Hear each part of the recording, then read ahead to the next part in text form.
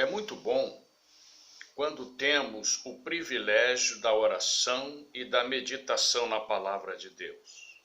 Ambas, a oração e a meditação, nos aproximam e nos aprimoram do nosso relacionamento com Deus. É inegável que estamos vivendo dias de perplexidade, de ansiedade extrema. Essa certeza assenta-se na análise dos fatos.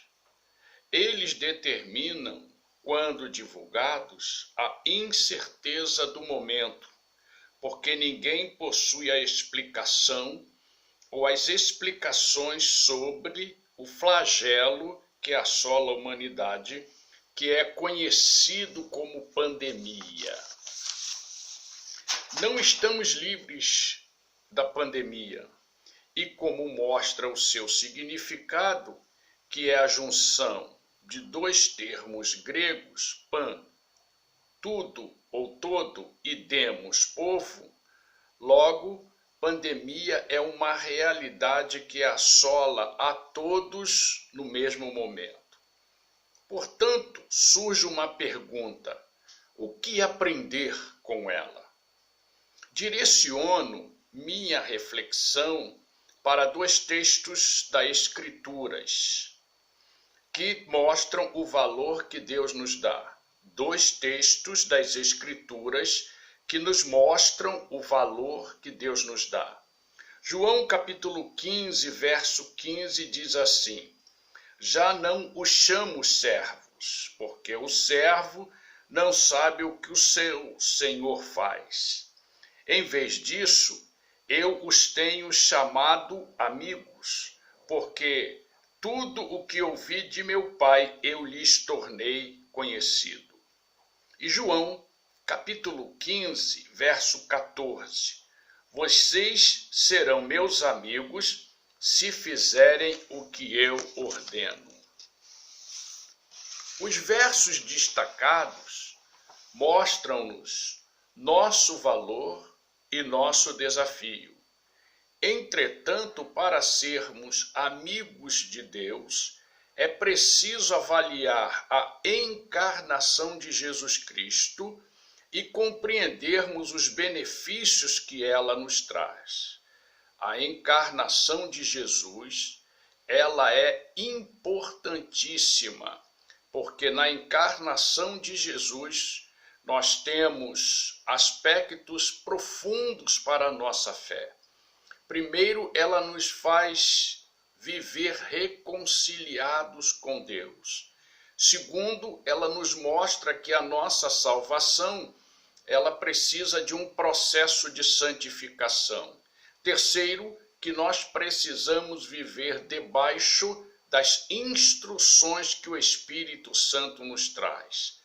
Quando nós entendemos tudo isso, quando nós desejamos viver tudo isso, então a encarnação se reveste de uma importância muito grande, porque é através dela que nós adquirimos conhecimentos profundos e de sabedoria para vivermos a nossa vida cristã, que tem na Escritura a base e tem também na nossa prática a realização daquilo que Deus deseja que façamos. Assim, a pandemia como ensino leva-nos a estudarmos a encarnação de Cristo. A pandemia, com toda essa realidade negativa, com todo esse terror, com todas essas informações que são informações da valorização do fúnebre, nós também podemos admitir que há uma pandemia positiva, uma pandemia de vitória, quando nós analisamos a Escritura ou as Escrituras, porque são vários versos que destacam a encarnação de Jesus, a fim de que, aprendendo como ela é importante, nós também possamos viver de acordo com a vontade de Deus. Eu diria então que em primeiro lugar, a encarnação nos dá valor. Com a desobediência de Adão, foi introduzido no mundo o pecado. Mas não somente ele. Com o pecado também, nós nos tornamos malditos, carregados pelo mal. Vou repetir. Também nos tornamos malditos, carregados pelo mal. Uma música cantada por Feliciana Amaral traduz com exatidão essa condição. Vou ler uma estrofe e o estribilho.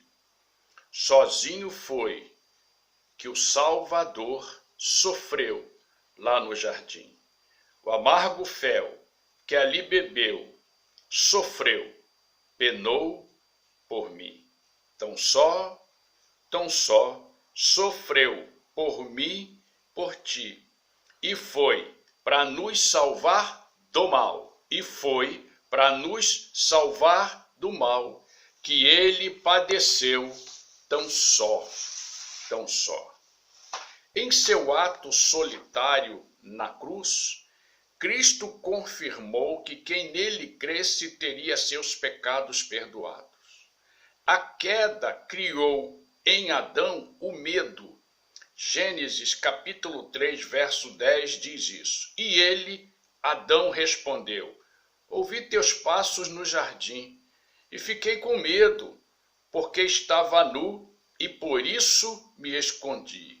A partir dessa realidade, todos nós vivemos com medo e escondidos de Deus, porque nós ainda não entendemos e quando entendemos, ainda não queremos viver segundo os padrões da vontade divina, e com isso nós estamos cada vez mais mergulhados no medo, e através do medo nós estamos nos escondendo de Deus, como se ao escondermos de Deus nós pudéssemos vencer as nossas mazelas.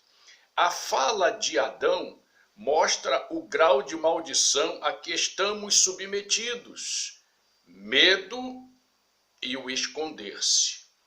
Ainda hoje, quando alguém se declara ateu, ou melhor, quando abraça a filosofia do ateísmo, ele abraça exatamente por causa dessa condição.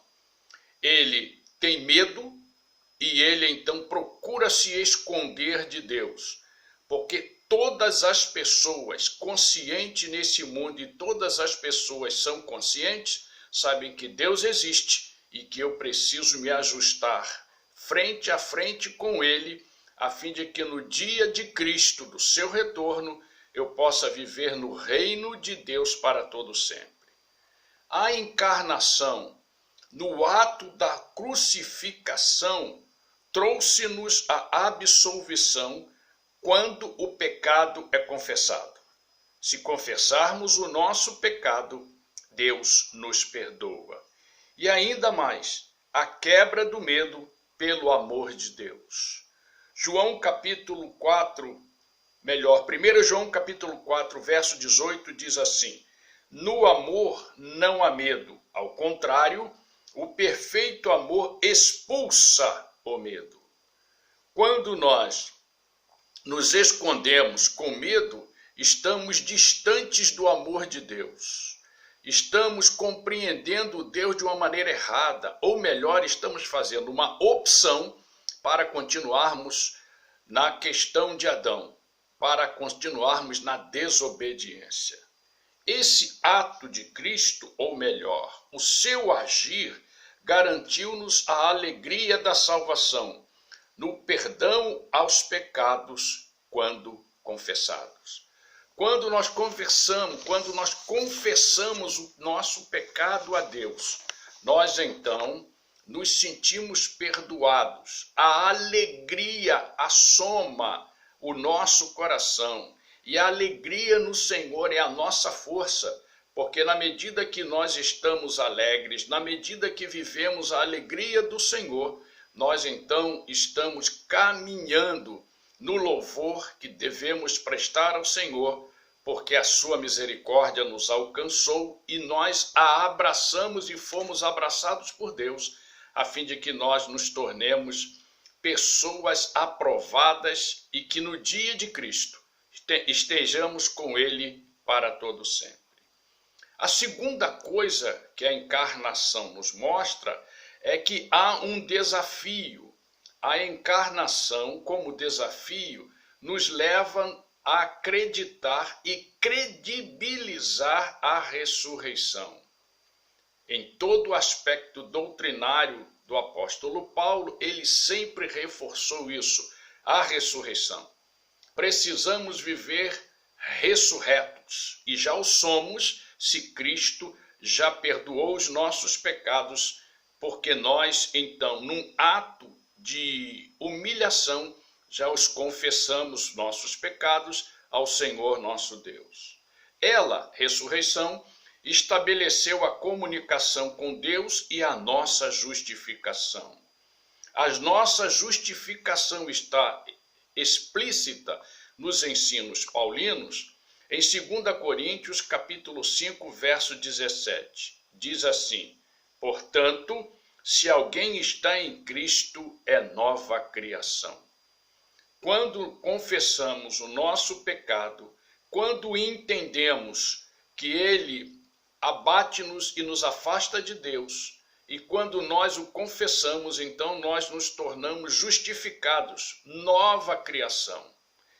Bonhoeffer, no seu livro Discipulado, diz que ser nova criação é estar debaixo da graça preciosa, porque essa graça preciosa é o Evangelho, as boas novas de perdão, a vida plena, eternidade com Deus e a aprovação da nossa carreira terrena, porque nós entraremos no esplendor do Senhor. Que privilégio, irmãos, que alegria podemos retirar desses ensinos.